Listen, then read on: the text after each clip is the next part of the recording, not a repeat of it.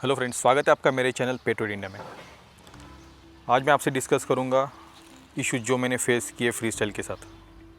वैसे कोई major issues नहीं है, बट छोटे इशू है जो कंपनी आई थिंक थोड़ा ध्यान देना चाहिए उसमें। So let's start with that.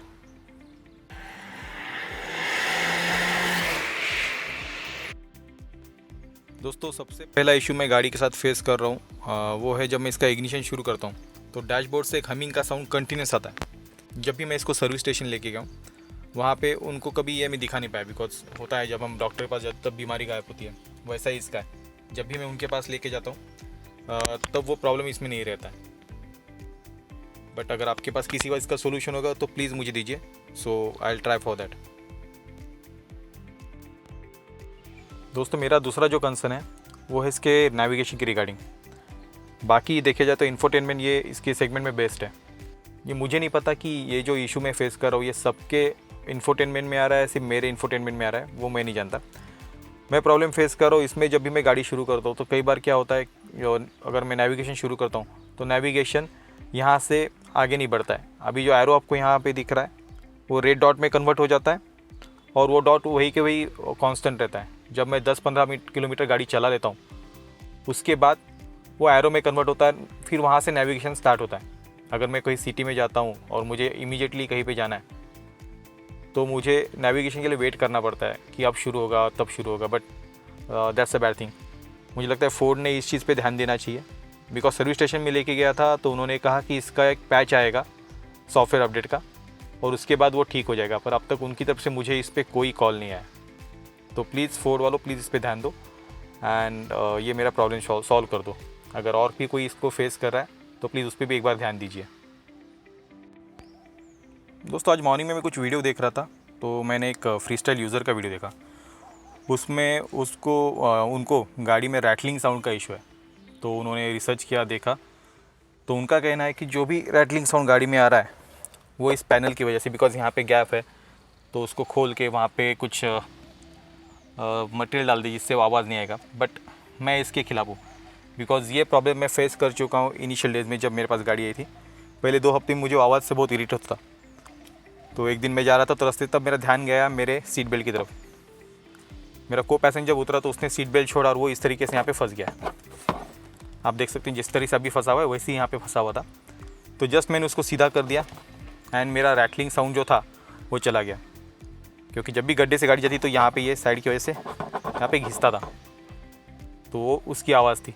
तो अगर यूज़र अभी कोई वीडियो देख रहा है मेरा तो प्लीज़ आप ये चीज़ ट्राई करके देखिए, सिर्फ इसको सीधा कर दीजिए, आपका आवाज़ बंद हो जाएगा। उसके लिए कोई गाड़ी पे खर्चा करने की ज़रूरत नहीं है। और मैं 2-3 चीज़ें डिस्कस करूँगा। मुझे लगता है गाड़ी में 2-3 चीज़ें अगर अच्छी होती तो और मज़ा आ जाता। पहली चीज़ है इसका मिरर, रियर व्यू मिरर। मुझे इससे कंप्लेंट ये है कि काफ़ी छोटा है। मे बी डिज़ाइन के हिसाब से उसका साइज़ बराबर हो, बट जब मैं रिवर्स लेता हूँ या मुझे पीछे कुछ देखना है तो मुझे ये काफ़ी छोटा लगता है। मे बी मेरा ये पर्सनल व्यू हो सकता है इस बारे में, बट मैं पर्सनली प्रीफर करता अगर ये थोड़ा सा बड़ा हो जाता या बड़ा रहता, सो उससे विजिबिलिटी काफ़ी अच्छी हो जाती। दोस्तों, दूसरी मुझे एक चीज़ लगती है जो अच्छी हो सकती थी इसमें, वो है इंटीरियर। जो कलर यूज़ किया इन्होंने इंटीरियर के लिए, वो अगर ये थोड़ा लाइट कलर होता तो गाड़ी काफ़ी ब्राइट लगती है। और जब रात को कोई केबिन लाइट लगाता हूँ तो लाइट ये कलर सोख नहीं लेता, तो गाड़ी में काफ़ी अंधेर रहता है लाइट लगाने के बाद भी। वही अगर थोड़ा सा वाइट कलर रहता तो काफ़ी विजिबिलिटी अच्छी हो जाती। तो गाड़ी में तीसरी चीज़ मुझे जो पसंद नहीं आई है या अच्छी हो सकती थी वो है इसका boot space. Boot space limited है 257 लीटर्स में, जो कंपटीशन के हिसाब से भी कम है, पर उसमें हम कुछ कर नहीं सकते बिकॉज गाड़ी बन चुकी है, वो उसको चेंज नहीं कर पाएंगे। बट अगर आप लॉन्ग टूर पे निकलते हो हमेशा तो आप इसमें प्रॉब्लम फेस कर सकते हो। मैकेनिकली बात करूँ तो गाड़ी में मैकेनिकली कोई इशू नहीं है। इसका इंजन अभी भी उसी तरीके से काम कर रहा था जैसे पहले दिन काम कर रहा था। गाड़ी में कोई वाइब्रेशंस नहीं है। गाड़ी जब शुरू करते हो तो 1100 आरपीएम तक जाती है, बट सेटल होके वो 800 तक आ जाती है, 800-900 तक आती है आरपीएम। पर उस वक्त हल्का सा वाइब्रेशन गाड़ी में आता है, तो उतना आप एक्सपेक्ट कर सकते हो because this is a 3 cylinder engine. तो वो एक चीज़ इसमें है। बाकी गाड़ी में कोई इशू नहीं है। माइलेज जो मैं ले रहा हूँ गाड़ी से वो सिटी में मुझे 13 से 15 तक का मिल रहा है और हाईवे मैंने 18 से 19 तक का निकाल चुका हूँ माइलेज। तो मेरे ख्याल से for 1.2 litre petrol 3 cylinder engine ये माइलेज बढ़िया है। दोस्तों आज का जो वीडियो था वो प्योरली गाड़ी में जो कमियां हैं और जो प्रॉब्लम मैं फेस कर रहा हूँ उसके बारे में था।